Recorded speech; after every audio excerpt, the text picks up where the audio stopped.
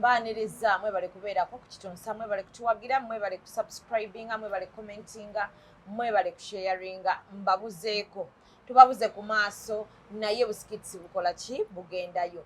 Tubabuzeeko abasabuka nga bwe twabagamba nti kati ennaku zino omusi yaabula babiri badde baabula.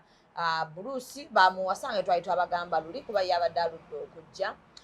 Mavini naye n'afunamu awo omukyala lave badde mutwala Kayirigombe n'afunamu ne show. Mwebale kumuwagira mukuliko emwe n'abali ku Tavern Woods. Nesigala nga ndi bwomu ate ne ŋŋamba owange kanfuneyo ekirala kye bagira nga bankwasaganyizaamuko. Bwe tutyo leero kyekipya kyenkoze eki kyembaleetedde. Olunaku olwaleero nina omuntu gwe nze naye gwe ngenda okukola naye olunaku olwaleero. Mugenda kunyumirwa ebigambo bye, mugenda kuyiga mu bigambo bye, bigenda kubaako kye bikwongerako ku bulamu bwo. Bisobola okukukyusa ku ndowooza yo bw'olowooza oba obutakukyusa kuba buli muntu abeera n'endowooza ye gy'akkiririzaamu. Sinakindi oyinza okugamba bulijjo kye nzikiririzaamu si kyekyo, endowooza yange bulijjo gye mbeera nayo nfu oba ntuufu. Amannya nga bulijjo mbeera Shamim Mayanja, Zubedah wammwe omu bw'ati bannange aba TikTok. Tuddemu tukole challenges, tuddemu tuwanike ekintu kino tukikube waggulu, tusubscribinge, tulikinge. Tugenda kwefaako nnyo tulabe nga mu wiiki tusobola okubawa skits 2. Bwe tumala okubongerako skits 2 n'ekipya kye tubaleetedde nakyo kibeere nga mu wiiki kiragibwa emirundi 2. So n'olw'ensonga eyo tugenda kuba nga tulaba nga tubakuba kasavu kanyama kye tubaleetedde olwaleero. Kinyuma, kiyigiriza, kisomesa omuntu oyo yenna ali ku Kitonsa. Yita maama, yita taata, yita mukwano gwo, yita abooluganda bo bonna obagambe nti Bakitonsa baleese ekipya. Tukoledde ku Mimi's Beauty Fame wenna twaleese ekipya. Twaleese ekipya abakyala abalina birthday shoots, engoye weeziri. Go wenna alina omukolo gw'okwanjula ng'ogenda kusala keeki weetaaga abawala bambale banyume weetuli. Alina nnika nga weetaaga okunyuma. Abalina baby showers ng'oyagala bakube ka shoot nga keeko. Jangu oyambale abaana banyume ate ne shoot byonna byonna tubikuwe lumu. Tukwe ka makeup, tukwe photoshoot, tukuwereko n'engoye.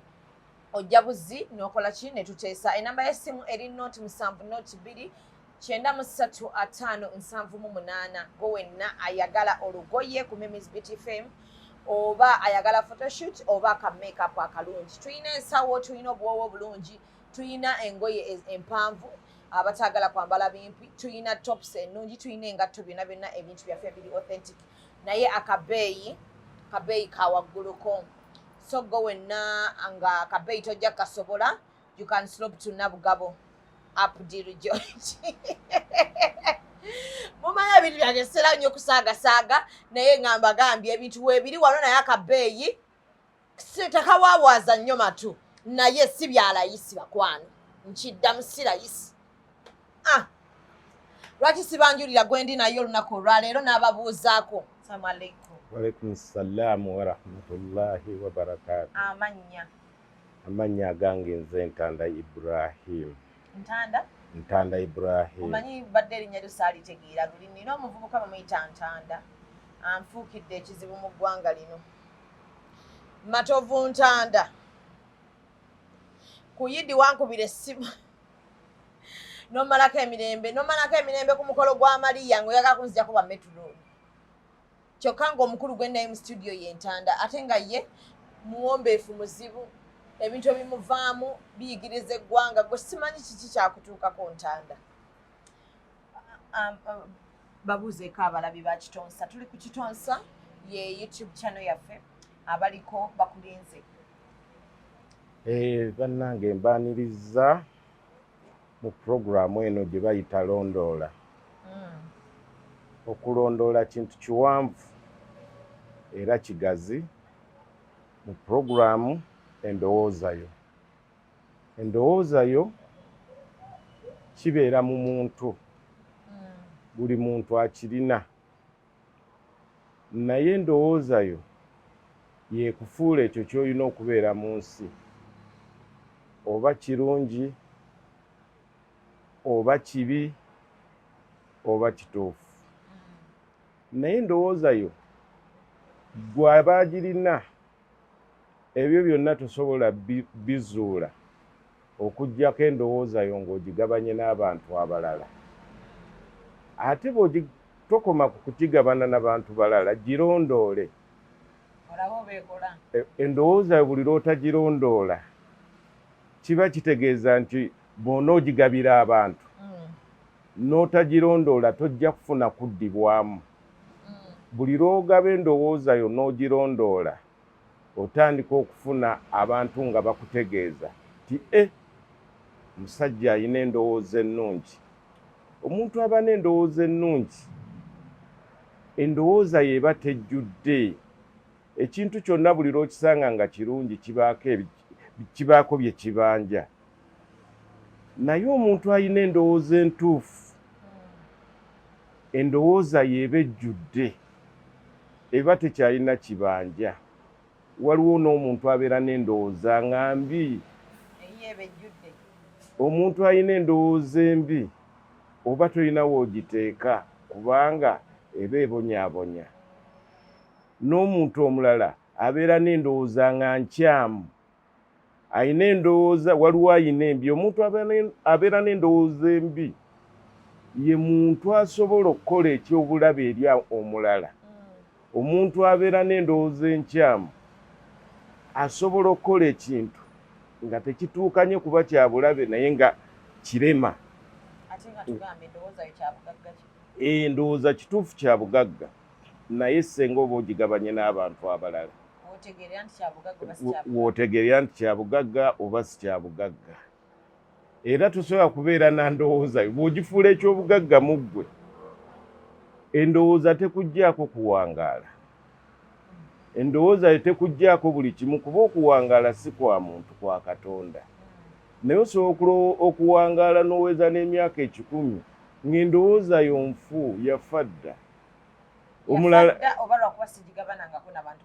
Ebyo byonna biba bitambuliramu ekyo. Endowooza yo bwe bakizuula nti abantu be basobola okuyamba ng'oba kati oba nga muyina debate oba muyina olukiiko nga muyina kye mwagala okusalawo ne mufuna abantu 3, omuntu omu ne mufuna nga waliwo kye mwagala okutuukako, muwanisa abantu emikono, ne bawanika emikono n'obuuza asoose nti buulira abantu gwe twandikoze otya ku nsonga eno.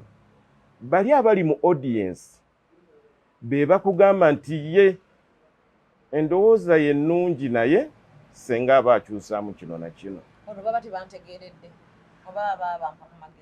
Endowooza bw'otakkiriza kutegeerera mu ndowooza yo oba ogenda kwonoona, sinakola nsobi oba ogenda kwonoona. Naye buli lw'okkiriza endowooza yo bakuyambeko kuba okutegeerera si kibi, lwakubanga abantu b'ensi eno baddira ebintu olw'okuba bannaffe abaabisooka bye baasangawo ne batandika bifuula ebivumo ng'ate by'ebintu ebyandibadde ebituufu abantu okukozesa. Wena ali ku Kitonsa tugenda kubanga tuyina ebintu bingi bye tugenda ng'okukwasaganya. Buli we tunakyazanga Mwami Ntanda ebintu bingi ebyenjawulo bye tugenda ng'okukwasaganya. Bo wenna yina kyoyagala twogireko okiteeka mu comments naye nga ngenda kubamba wanti leero tugenda mu aspects kimwe twogerera ku bintu. Si kujja nti agenda kujja ayogere ku politics nedda wanti twogera ku politics tetwogera ku madiini. However politics asobola okujjamu as an example oba eddiini esobola okujja as an example. Kati gwe wenna ayina kyoyagala okwogera kuba ndowooza yo osobola kiteeka mu comments zaffe ne tugamba Judith yagambye bw'ati njagala okwebaza Edith nti munnange ekirabo nakifuna mukwano gwange, weebale nnyo kundowoozaako, weebale kutwagala, weebale kunjagala, weebalire ddala, ekirabo nakifuna mukwano kyantuukako, yonna gy'oli weebale kunjagala. Manyi abantu batwagala n'abeera eyo n'agamba munnaye kamuweereza ekirabo. Kaakati tuli ku ndowooza yo, naye mu ndowooza yo tulinamu topics omukulu z'agenda okuba ng'ayogerako. Olunaku olwaleero omanyi luli bwe twali tunyumyamu naawe nina ekintu ekyakwata amabbabba nyine ngamba oba kye tuba tutandikirako. Kati nga kyenjagala tutandikireko olwaleero abalabi ba Kitonsa bano kyoba onnyinyonnyola, njagala twogere ku mukwano n'okwagala. Omanyi tuwangalira mu mukwano tuwangala na mikwano tuwangala n'abantu kati waŋŋamba okwagala n'omukwano byawukana kati njagala omulabi wa Kitonsa otunnyonnyole omukwano n'okwagala byawukana bitya era tubireeta bitya ffe ne tubigatta ate nga si bye bimu mu butonde bw'omuntu abantu Katonda yabatonda lwa mukwano oba buli kitonde Katonda kye yatonda yakitonda lwa mukwano era Katonda alina okukkiriza ti omukwano ogwo abantu abatuufu bwe balina okuba nagwo naye abantu mu nsi banguyira okwagala kuba okwagala tokukolerera naye omukwano ogukolerera okwagala kyekintu ekiri awo ekirina ebikibulamu naye omukwano gubeera guli kwegamba bweba package eba ejjudde mukwano gwo ye muntu asobola okubuulira ensobi zonna z'oyina si nsonga kigenda kuyisa bubi si nsonga oba kiyinza kwegamba okubaawukanya era naye waazuulira ti naawe oli mukwano gwe senga oba onyiiza ate nodda engulu kuba osobola okunyiiga ate ne mutaddiŋŋana naye mukwano gwo ye muntu asobola okulaba n'agamba nti essaati ye eriko ebituli naye n'atakikubira mu lwali n'agamba longoosa era mukwano gwo w'omuzuulira bw'akusanga ng'akangeza oyina ekiku bw'ajja gy'oli nga muli oba muli mu miitingi bamulaba kuggyawo kantu miitingi ezo bwe zaabuka akuzza mu buntu n'agamba wabadde oyambadde bubi ng'essaati yo olina akantu naye ojja kufunayo eddagala so mukwano gwawo akuwa ne ku magezi bw'okimugamba n'agaana anti ebintu biri bya mirundi ebiri gw'osobola okuba ng'oli mukwano gwange ng'ate nze siri mukwano gwo nga nkwagala bwagazi bisoboka ebyo ebintu ebibiri okubeerawo nga gwe mukwano gwange era bimenya nnyo abantu bye bibasumbuwa okumanya bya bulabe ekintu kwagala kwegamba kwagala sitaani n'abantu okwagala kwe basinziira okuzaala abantu bazaalira mu kwagala okwagala kyekintu ekiri awo nga kikulaga ekirungi ng'ate kikulaga n'ekibi naye nga gwe kiraga tosobola kusalawo omuntu ng'akwagala asobola okulaba nga wayambadde bubi naye n'atakubuulira nti wayambadde bubi naye mukwano gwe asobola okugamba nti wayambadde bubi si nsonga onoomukwata otya kati okwagala kubeera kuti tekubalansinga mu minzaani naye omukwano gubalansinga era osobola bulungi nnyo okuzuula omuntu akwagala n'omuntu akuyinako omukwano ku buli kintu kyonna muzuula ntya kubanga kati abasinga eka batwagala bwagazi tebatuyinaako mukwano example bajimpe ku mwami n'omukyala nga muli awaka wosobolera okuzuula nti ono baawange ate mukwano gwange kuwuliziganya kuteeseganya kutegeeragana muteekeddwa okuba nga muwuliziganya muteeseganya mutegeeragana kubanga abantu abawuliziganya be basobola okuteesa era abantu abawuliziganya be basobola okutegeeragana si kya bulabe kyekintu ekituufu ekibeera mu bantu abalina omukwano naye omuntu atalina mukwano ow'omuzuulira kaaba ebbaawo asobola okukolako ekintu eki asobola okuwuliriza n'atakukkiriza kuteeseganya naye ate era asobola okukkiriza okuteeseganya naawe ate n'atakukkiriza kusalawo omuntu oyo osobola omuzuula gwe awaka ebintu ebisatu omuntu bw'olaba nga tabimalaayo ate omuntu osobola omuyamba gwe oyinza okulowooza nti oba bbaawo nti ategeera ng'ate tategeera okutegeera si kyabulabe kati ye nedda oba tomuvumye obutategeera wabeerawo services z'oba toyina mu kaseera ako kyova olaba omuntu akugamba kaŋŋendeko ewaaguni ampe ku magezi amagezi ago omuntu gakuwa oba togayina oba togayina nga ggwe omuntu otegeera ndowooza wootuukira ogamba nti kaŋŋende ewa mwami gundi oba ewa mukyala gundi ampe ku magezi kiba kitegeeza waliwo saavisi eyo osobola n'ogikola ewakaawo n'okakasa nti mu maka gange nze ntegeera bba wange tategeera omuntu ategeera takola nsobi kwe tumuzuulira nti ebeera saavisi ekintu ekyo eky'obuntu n'ekibi kya buntu teriyo kitali kya buntu ensobi nga bwe ziri ez'obuntu n'ekibi kiba kya buntu n'ekirungi kiba kya buntu n'ekituufu kiba kya buntu nanti n'okwetta muntu y'aba yesse okitegeera ndowooza era aba akoze eky'obuntu bwe okwetta kiba kifaanagana nga buli wootaba we bazuulira omuntu atategeera omusomesa ng'asomesa asemba mu butategeera bwe mutuula ebibuuzo oba nga ye tateekako linnya naye omuntu ategeeramu akatono waakiri ateekako ennyukuta esooka kati ono bw'ajja asoma eyakoze erinnya lye n'atalimalaayo bulungi watuukira ne kooli ye yataddeyo obuteeso pepa n'agiteekayo n'agamba nti kino kyakolebwa gundi tekimwetaagisa kujja mu baana okuzuula ani asembye mu butategeera nyinza kuyamba atya omuntu atalina mukwano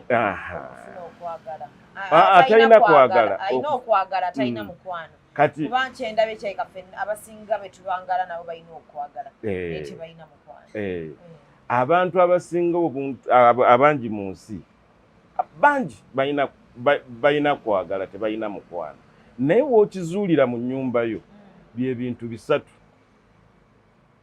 bw'ofuna endowooza yo kuba endowooza eva mu birowoozo naye bw'oba ng'oyagala gifulumya eba ndowooza ne bwankubadde ngireese ejjudde nga nze ndabanga ejjudde bwe nfuna endowooza yange ne ngibuulira ku bba wange anzikiriza tuteeseganye naye okitegeera ekyo oyo mukyali mu kwagala bw'aba akkiriza anzikiriza tutegeeragane kuba abantu abategeera be bakola ekintu ekituufu wano we tuli tusobola okulabika ensi yonna ne gye batamanyi lulimi lwe twogera naye ng'ate batulaba twogera abantu abaakola ebintu bino by'olaba tulimu baali bategeera so teyali omu baali bategeera era baategeeragana ne bakakasa nti eno saavisi gye tutwalira ensi yonna egenda gyagala era ensi yonna egenda gitegeera era egenda gisanyusa kati omwami bw'okizuuya nti takwagala bw'oleeta ekiteeso atandika okuteekawo embeera etayagala kuwuliriza ate omuntu atawuliriza tasobola kusalawo tasobola gatta ayinza okuba obulamu bwe nga bwe butyo nga dikiteeta muwa obudde omuntu oyinza nakino kiikino oyinza okulowooza nti omuntu gw'owangaala naye ti mubi ng'ate gwawangaala naye gwe mubi oyinza okuwangaala n'omuntu ng'olowooza mutuufu ng'ate gwawangaala naye gwe mutuufu oyinza okulowooza nti omuntu dikiteeta ng'ate gwe omufuula okuba dikiteeta kwegamba buli kintu ekyo ky'olaba kiteekeddwa okubeerawo kiki ekireetera ekintu ekyo okubeera ekyo kyekiri otegeera mu maka ng'oyagala okuzuula ebifa ku musajjawo ng'omwetaaga bw'oba teweetaaga musajjawo era olina by'osobola okuzuula ebimukugobako mbuuzaayo nga ki kwata essimu y'omusajja gitigeetige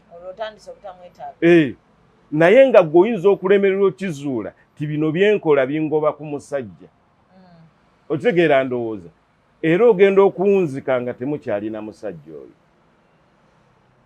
genda ku mulimu gy'akolera nga tumubuuliddeeko nti nzija ku mulimu tandika okunyiiga tandika okumuddamu ng'akomyewo ewaka timbadde njagala kumpa ku butunda omugambe nti firigi togiraba otegeera ndowooza osobola okukola ebintu ebikujja ku munno era osobola okuzuula nti omuntu ono mwattu avudde ku layini naye gwe mu maka buli lwe mubeera ababiri gwe kakasa nti ntegeera okutegeera kya muwendo kuba buli lw'ozuula nti gwe otegeera munnange gwendi naye tategeera osobola omuyamba gwe ekikufuula nti ekikukkirizisa muli nti nze ntegeera osobola okulondoola munno gw'oli naye obutakola nsobi obutagwa mu buzibu abantu abategeeragana be batuufu okubeera wamu kuba bombi baba bategeera ate ensobi zinaavaawo. Subscribinga, likinga, sharinga ku Kitonsa. Bagambe nti bakitonsa baleese ekipya. Bino bikusanyusa oyigamu bingi byoyagala okubuuza mwami Ntanda biteeke mu comments ogambe Shamim nsaba bamumbulizeeko bwe kiti nina obuzibu bwe buti nsaba bamumbulizeeko bwe kiti nandyagadde okumanya kiki nina okukola okufuna bwe kiti ne bwe kiti weekumireko tovaako subscribinga gamba ne banno basubscribinge jyayo link gikopinge giteekeyo gitambuze. Tulina aba eco photographer and videography Nkuruma Road kizimbe kya Lights Building room K08 bebali ku kifaananyi ate wena ayina photoshoot oyina mbaga graduation party oba oyina akiika oba kukyala eco photography and videography bebangu abokukolerako tebakuba kifaananyi kirimu kinzaali tebateekako hiipu tebasalako kintu kyonna kiri ku mubiri gwo bakuleeta nga bw'oli nakyo nga bw'oli tebongera mu kinzaali. 0702935078 ye namba yaabwe kosobola okubanoonyeza oba ogende ku Nkuruma Road ekizimbe kya Light room K08. Mwami Ntanda tukyali ku mukwano n'okwagala. Omanyi omukwano n'okwagala njagala mbitegeere bulungi kati nze mbadde mbitabika kuba wentera oŋŋamba omuntu bwe tuba tugamba abantu be twagala tubagamba nkwagala nnyo. Kyekigambo kye tukozesa nkwagala nnyo mba nkola nsobye muga nti nkwagala nnyo ekigambo kyemba njogera kuba kati muŋŋa nti okwagala n'omukwano byawukana mwemba njogera kino mba nkyogeza mukwano nze kyemmanyi njogeza mukwano gwe nnina eri omuntu oyo gwe ndi naye oba sifuddeeyo bamwami wange oba mukwano gwange oba taata wange oba maama wange oba sisita wange ne muga nti nkwagala nnyo. Ebikolwa byange bye byawula ekigambo kino nedda tubyawulira mu bikolwa nti onanjagala nnyo oba nninako mukwano. Okwagala kubeeramu nnyo nga bwe tuna omuntu ategeera asobola okusikata omuntu anoonya okutegeera asobola okusikattira awantu awamu era omuntu oyo bw'asikattira ng'abadde agenda kutuuka mu nsi y'abategeevu ng'abadde abuzaayo omutendera gumu atuuke mu nsi y'abategeevu abeera manya y'okutegeera asigala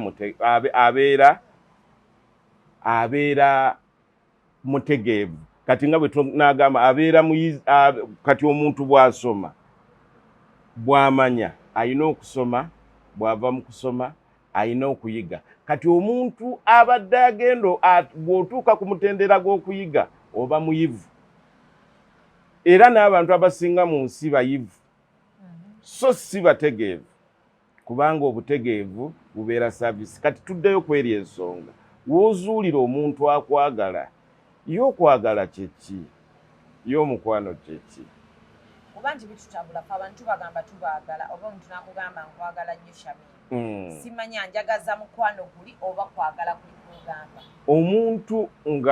omuntu nga mukwano gwo biba bikolwa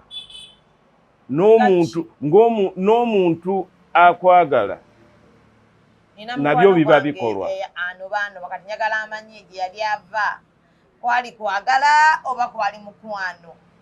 Okwo kuba kwagala ate omuntu mukwano gwo omwabulira gojja olabe omuntu nga mukwano gwo ne bwe bakugamba bugambi tyafunye obuzibu kikukyankalanya kati ova otya amaka govaamu ova mu maga ga mukwano gwo kati okunoba kamu ku kabonero akalaga ti omuntu ono tonnamukulyetingamu mukwano kuba omukwano nze nina ogumuteekamu mwembi